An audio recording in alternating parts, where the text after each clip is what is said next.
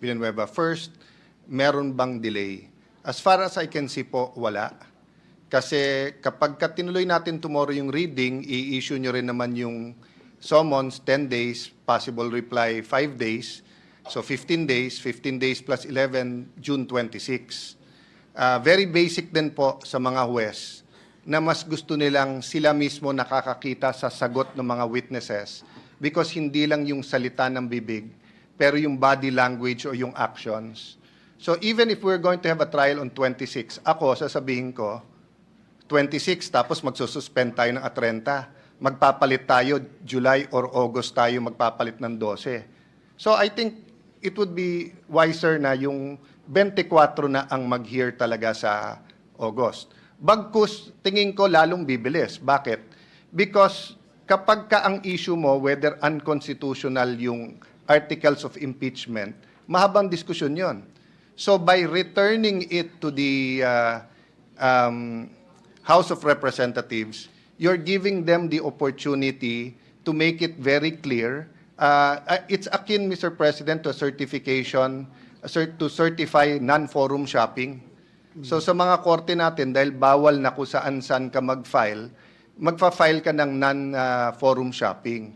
No, so I'll make that clear. Pasensya na, I take it very well, Minority Leader, yung sinabi mong wag subject to style. It was because I was using our two official languages, Filipino and English, in explaining. That's why subject to style. No? The last thing I want to answer is that I don't think there is anything anomalous about returning it to the House but yet issuing the summons. It's not usual, but it's not anomalous. Why? If we send it back to the House for them to certify, pinadala mo rin naman yung same articles sa defendant or sa Vice President para sagutin.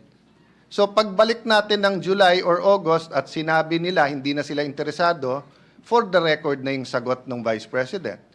Kung sinabing tuloy, yun din naman yung sagot.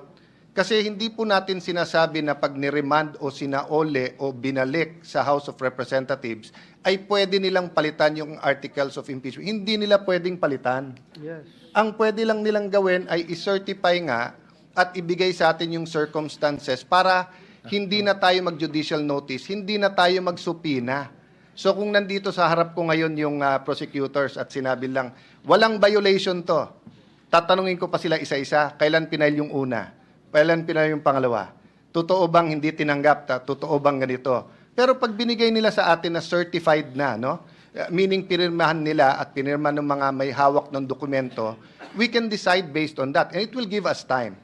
So to try to articulate the motion, no? I move to amend the motion of Senator De La Rosa to dismiss. And instead, I move that we return the articles of impeachment to the House until such time that they certify to us that they did not violate the Constitution, in particular, the filing of more than one impeachment in a year. And number two, a communication from the 20th Congress that they will pursue the impeachment against the Vice President. So let me stop there, Mr. President, and I hope I stated it correctly. Senator Antiveros is recognized. Salamat, Mr. Presiding Officer. Para lang mag-ambag pa sa diskusyon, ninonote ko po yung amendment sa motion na ginawa ni Senator Judge De La Rosa at nag-object pa rin po ako sa motion na yan. Pero una po, dun sa point ni Senator Judge De La Rosa na a motion to dismiss is inherent in the powers of every judicial or quasi-judicial body. Hindi po ito totoo. Sa katunayan, maraming rules of procedure actually sinasabi na ang motion to dismiss ay prohibited pleading. Gaya po ng rules of procedure na nag-govern sa mga intercorporate controversies.